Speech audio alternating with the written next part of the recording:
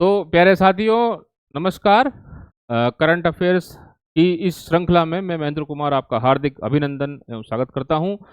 देखिए 2-5-10 मिनट में हम जो करंट की जो न्यूज़ है और जो समसामयिक के विषय होते हैं उन पे चर्चा आपके सामने प्रस्तुत कर रहे हैं। आज की चर्चा में जो हमारे परीक्षा में जो सवाल आते हैं, जो जैसे आप सब इंस्पेक्टर की परीक्षा है या फिर आपके आरएस की परीक्षा है या जहाँ-जहाँ भी करंट का रोल होता है, थर्ड ग्रेड टीचर है, सेकंड ग्रेड है, फर्स्ट ग्रेड है, पेपर फर्स्ट पेपर है, जो जीके जीएस के पेपर होते हैं वहाँ पर करंट के कुछ सवाल स्टैटिक पोर्शन से पूछे जाते हैं, फैक्चुअल ज़्यादा होते हैं, तो उस फैक्ट्स को ही हम यहाँ पर थोड़ा सा हल्का-फुल्का सा कि हमें चीज़ें थोड़ी-सी पता हों कि भई एनालिटिकल अप्रोच कैसे मुख्य परीक्षा में अपना ली जाए आरएस की में। उस हिसाब से हमने ये करंट अफेयर्स की श्रृंखला आपके समक्ष प्रस्तुत है। विविध नाम से ये प्लेलिस्ट में मिल जाएगी, यूट्यूब के ऊपर आपको ये देखने को मिलेगी। आज जो हम शुरू कर रहे हैं, वो ये शुरू कर रहे हैं कि आप देखेंगे कि काफ़ी लंबे समय या 2008 के बाद से लेके 2026 तक का जो समय 18 साल का समय है, वहाँ पर नेपाल में स्थायी जो सरकारें हैं वो रह नहीं पाती हैं। किसी न किसी कारणों से वहाँ पर कभी हम मैंडेट को देखते हैं वो सही नहीं आ पाता है, सरकारें सही चल नहीं पाती है और इस प्रकार से इस जो पूरा जो क्रम था, जो सिलसिलेवार जो क्रम चल रहा था, वहाँ पर आज के दिन 43वें प्रधानमंत्री के रूप में बालेंद्र शाह ने आज शपथ ली है। तो बालेंद्र शाह की हम छोटी-सी जीवनी पे परिचय देते हैं कि बालेंद्र शाह, जिनको हम शॉर्ट रूप में बालेन शाह के नाम से जानते हैं। मूल रूप से हम देखें इनको तो पेशे से ये एक संरचनात्मक अभियंता के रूप में, यानी कि स्ट्रक्चरल इंजीनियर के रूप में, स्ट्रक्चरल इंजीनियर का सीधा-सा कांसेप्ट है कि जो आपके सिविल इंजीनियरिंग वर्क्स होता है उसी की एक ब्रांच है। और सबसे अच्छी बात है कि इन्होंने जो इनकी बीई है वो, यानी कि जो इंजीनियरिंग है वो नेपाल से ही की थी, लेकिन जो एमई है यानी कि जो मास्टर्स हैं वो आपके बेंगलोर से निटे मीनाक्षी जो कॉलेज है उससे, वहाँ से इन्होंने बेंगलोर से शिक्षा दीक्षा ली, ताकि नेपाल में जो व्यवस्थाएं हैं, जिस प्रकार से वहाँ पर भूकंप वगैरह आते हैं तो किस प्रकार की संरचना है उस पर इनका कुछ अध्ययन है। ये तो इनका हुआ। 1990 में जन्मे हैं, सबसे युवा हैं, 1990 के अंदर इनका जन्म हुआ है जैसा कि। और दूसरा ये है कि ये मधेसी मूल निवासी हैं, मधेसी मूल के निवासी हैं और बालेन शाह इन्हें कहा जाता है। और 1990 में इनका जन्म हुआ है। 1990 में जन्म होने के साथ आज वर्तमान में ये 35 वर्ष की उम्र में आज ही के दिन इन्होंने 47वें प्रधानमंत्री के रूप में शपथ ली है। संरचनात्मक इंजीनियर हैं। अब बात करें पेशे से, जो हैं ये संगीत क्षेत्र से हैं। संगीत क्षेत्र में जैसे हम भारत में हनी सिंह का नाम लें, बादशाह का नाम लें और कई भी ऐसे हैं जिनका नाम लें, वैसे ही नेपाल में जो नाम है वो रैपर के रूप में है। रैप म्यूजिक के रूप में इन्हें जाना जाता है। उस रैप म्यूज़िक में करीब इन्होंने 30-32 एल्बम इन्होंने लॉन्च किए हैं, जिसमें जो नेपाल की जो वर्तमान समय की परिस्थितियाँ थी, जो शासन प्रशासन में जो गतिविधियाँ चल रही थी, उनको एक भावुकता के रूप में इन्होंने प्रेज़ेंट किया है। वहाँ के युवा इनसे जुड़े। कहानी यहाँ के बात चलती है तो इनके जो पेशे, हमने जैसे पढ़ाई देख ली इनकी कि पेशा है कि भई संरचनात्मक अभियंता हैं, अन्य पेशा इनका रैपर है। रैपिंग सॉन्ग करने के बाद में अब मुख्य बात आती है कि साहब राजनीति में कब प्रवेश हुआ? तो राजनीति में इनका प्रवेश हुआ सन 2022 में। राजनीति में ये 2022 में प्रवेश करते हैं। काठमांडू जो सीट है नेपाल में, काठमांडू सीट से ये निर्दलीय का चुनाव लड़के और वहाँ पर एक मेयर बनते हैं।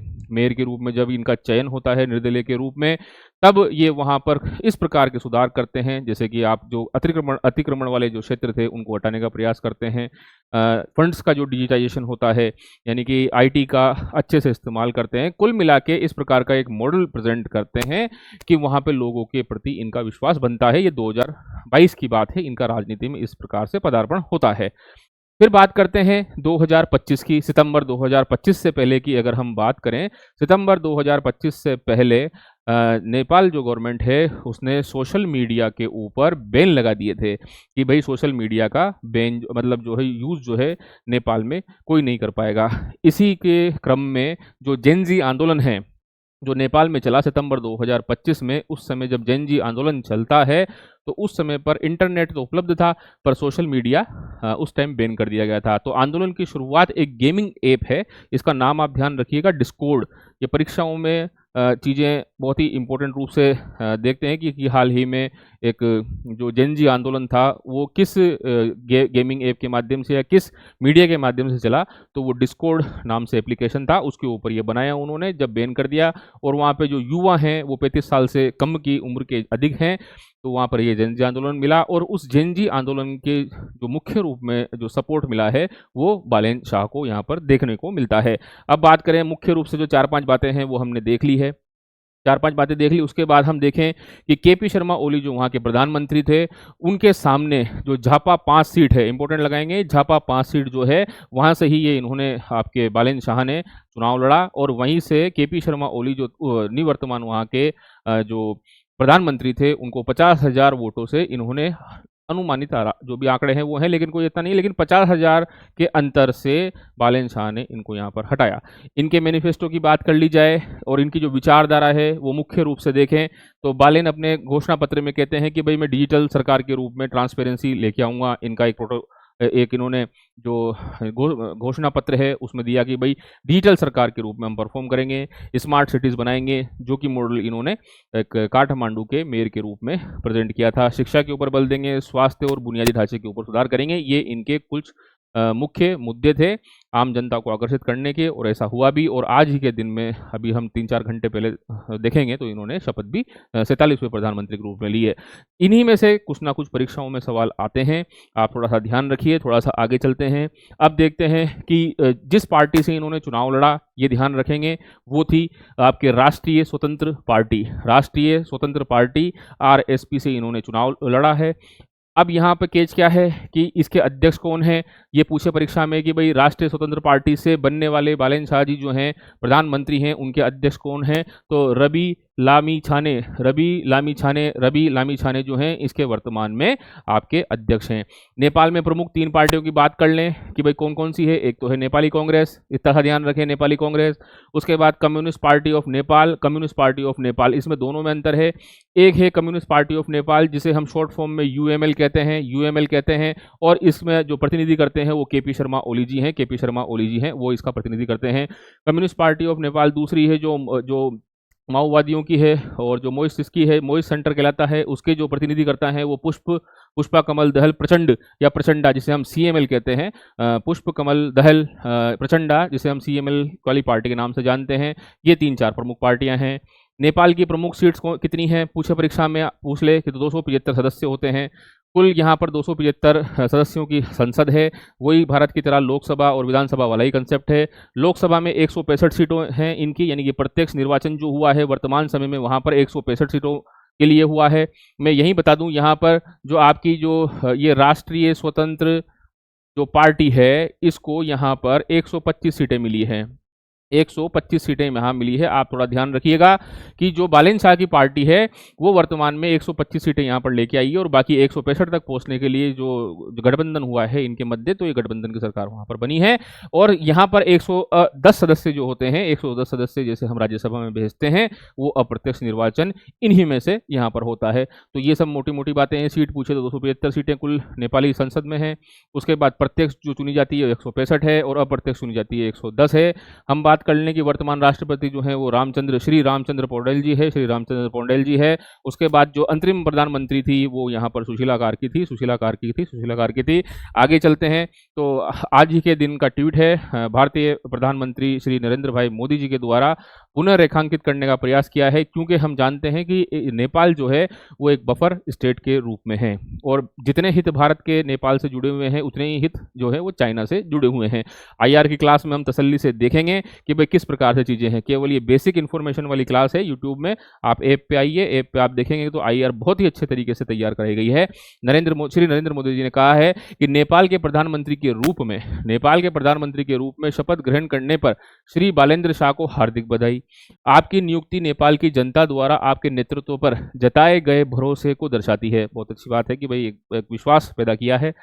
भारत नेपाल की मित्रता, अब रेखांकित कर रहे हैं संबंधों को नए सिरे से, कि भारत नेपाल की मित्रता और सहयोग को दोनों देशों की जनता के पारस्परिक लाभ के लिए नई ऊंचाइयों पर ले जाने के लिए आपके साथ मिलकर काम करने के लिए मैं तत्पर हूं। तो ये प्रस्ताव भी है, स्वागत भी है, एक नई ऊर्जा का, एक नई सोच का, कि किस प्रकार से जो कई 200-500 साल के हमारे संबंध नेपाल के साथ अच्छे रहे हैं। कुछ एक समय पर केपी शर्मा जी ओली जो PM रहे हैं वो प्रो चाइना अप्रोच रखते थे, कई ऐसे PM आए हैं वो भी प्रो चाइना अप्रोच रखते थे। वो देखेंगे क्या प्रक्रिया है।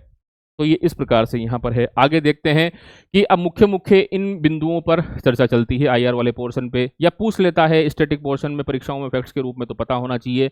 भारत और नेपाल के बीच कुछ विवाद के प्रमुख बिंदु हैं, तो देखते हैं। पहला है काला पानी लिपू लेक लिम्पियादुरा, काला पानी लिपू लेक लिम्पियादुरा विवाद, काला पानी लिपू लेक लिम्पियादुरा डिस्प्यूट। बेसिक बात ध्यान रखें, ये उत्तराखंड वाले क्षेत्र में है। मेन चीज जो है, इसकी जो नदी है, काला पानी जो नदी है, उसके उद्गम को लेके कि भाई ये भारत के दावा प्रस्तुत कर रही है उसके माने, या फिर वो नेपाल का दावा प्रस्तुत करें उसके माने, तो इन विवादों को भी निपटाने का प्रयास होगा। उसके बाद है सुस्ता सीमा विवाद। सुस्ता सीमा विवाद बिहार के जो पश्चिम जो चंपारण जिला है, बिहार है उसका जो पश्चिमी चंपारण जिला है, उसके पास सुस्ता क्षेत्र में जो गंडक नदी, जिसे हम नारायणी नदी, जो मार्ग बदलने के लिए बड़ी फेमस है, उसके सीमा के विवाद के कारण ही ये बनता है। उसके बाद हम 1950 की शांति और मैत्री संधि है, 1950 की जो ट्रीटी एंड फ्रेंडशिप ट्रीटी है, पीस एंड फ्रेंडशिप ट्रीटी है, कि भाई भारत के अंदर जो है वो नेपाल वालों को पासपोर्ट और इस प्रकार के जो चीज़ें हैं वो लागू नहीं होती है।